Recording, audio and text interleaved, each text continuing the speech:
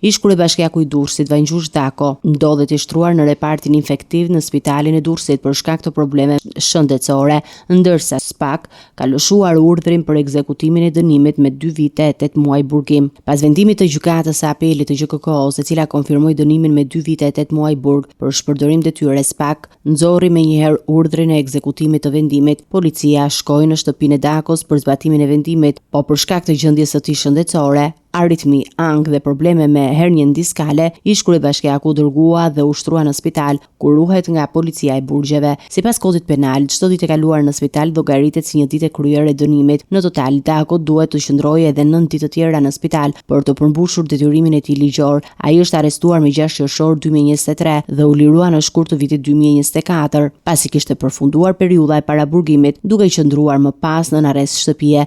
Vendimi i apelit i martë nga gjyqtarët Engert Pëllumbi, Miliana Muça dhe Iliriana Ulldashi konfirmoi gjithashtu dënimin me burg për 3 të tjerët, Fatmir Ejupi, Fiqëri Farraku dhe Ardian Bulku, me nga 2 vite burg secili, të cilëve përmes gjykimit të shkurtuar dënimet i kanë pezulluar me shërbim prove.